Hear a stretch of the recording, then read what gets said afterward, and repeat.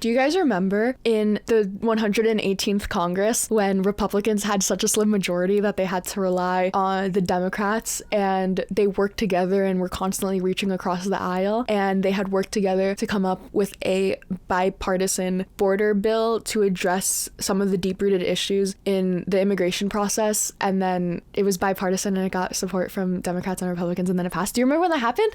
No, because it didn't, right? Because Republicans have never, ever reached across the aisle to do anything, no matter how beneficial it is for the American people, no matter how much it helps whatever causes they pretend to care about. They don't give a fuck. They care about their own political capital. And that is just so crystal clear. With this being the first bill that they passed, the Laken Riley Act, are you kidding me? It's not an abnormal thing for politicians to name bills after someone that's passed away, especially if that person was the impetus of the bill. It's not out of the normal for politicians or legislators to then memorialize that person by naming the bill after them. The issue is that that's not what Donald Trump or Republicans are doing right now. They're being emotionally manipulative by throwing her name around in everyone's face and using it to get people riled up and angry about this brown man that killed a white girl. And the reason why I'm reducing it to just brown man kills white girl is because that's what they've done by making the solution simply get rid of brown man. The US immigration issue didn't start 4 years ago with the Biden administration. It was still going on in the Trump administration and the Obama administration and the Bush administration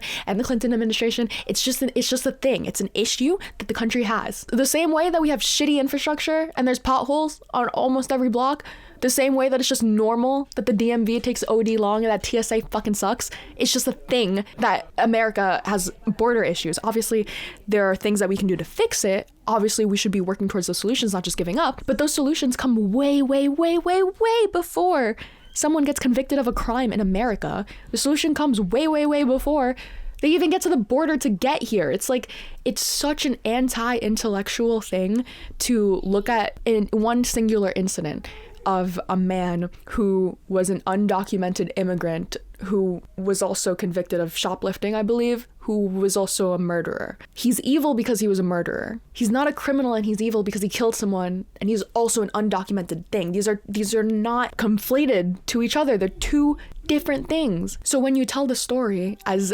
simply brown man kills white girl, you're making him evil because he's a brown man. You're not making him evil because he's a murderer. You're making him evil by plastering his face everywhere on these press conferences because he's brown, and not actually addressing or caring about any of the problems that led there. Just worrying about the optics of the bill. Doesn't it sound so good to say that Democrats voted against the bill that's named after a young girl that was tragically, brutally murdered? Isn't that such a good headline? 170 some Democrats approve of the murder of a 22-year-old Georgia college student. Like, that's all they care about is the optics. They don't care about actual real-world solutions, because if they did, they wouldn't just jump to deporting all of the immigrants. And so even though I would have voted for this bill, even though my representative did vote for this bill, which I applaud her for, this bill doesn't really do anything to address the issue. I would have voted for it purely so that Democrats aren't sole obstructionists. Democrats need to show that they're willing to work with the right to some extent, especially Democrats that ran to the right for their campaigns. And I'll give an example, my own representative. So she successfully campaigned against Republican Anthony D'Esposito, and one of the most effective, if not the most effective ad, I was getting this ad literally nonstop, and I was like canvassing for her. Like, there's no reason why I should have been getting her ads, why I should have been on that list. But like, she was really drilling how hard she was gonna go on the border. And this was the ad. I'm Laura Gillen, and I'm here at the border of Nassau County. We're 2,000 miles from Mexico, but we're feeling the migrant crisis almost every day. So I want you to hear me loud and clear. You send me to Congress, I will work with anyone from any party to secure our southern border, lock up criminals pushing fentanyl, and stop the migrant crisis. I approve this message because it's time to stop pointing fingers and start getting things done for Nassau families.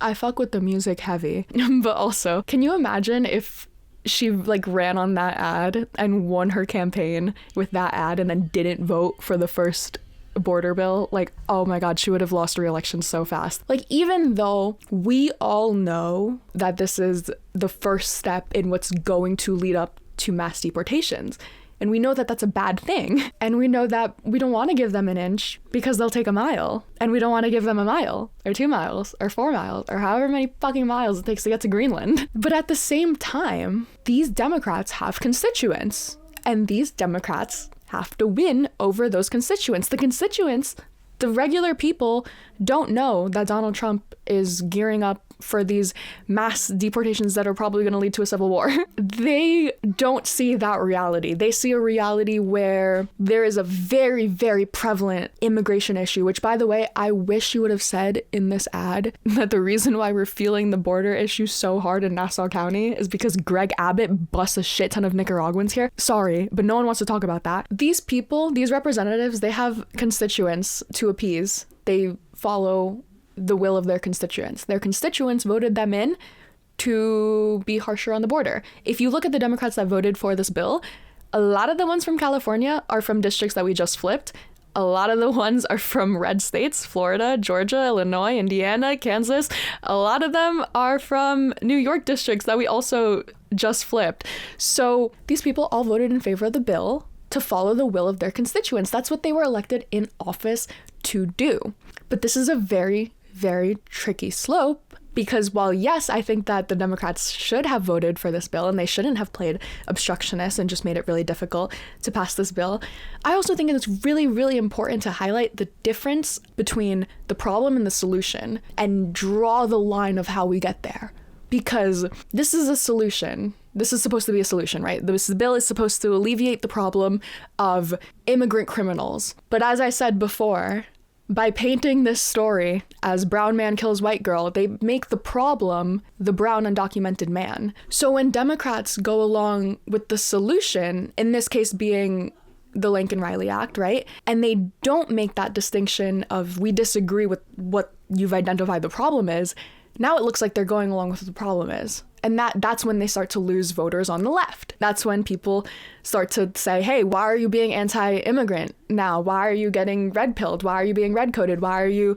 I don't want to support the Democrats anymore. It's just you guys are just the same as Republicans. That is a problem. Then we start to lose our own base while we're trying to appease to the moderate base. And then we're not successfully appealing to the moderate base because they hate Democrats. It has to be better. It has to be a better give and take. And so there is a way to definitely say we need to be harsher on the border. We don't want undocumented immigrant criminals. But also, that is not the main issue with our immigration system. And also, there is an issue that these people are even here to begin with. And also, that issue is not going to be solved with a 1 million foot wall physically inhibiting people from getting into the country. It needs to be solved with better asylum processes, with better access to work visas, with better temporary work status, temporary protective status. There's so many different, very complicated things that I don't even understand quite well myself. And obviously I know Donald Trump doesn't. When issues get presented in such a blatantly political way, like this was just the most politically charged bill that they could have done. And so over the next 4 years, Democrats just have to ask themselves, to block or not to block, that is the question.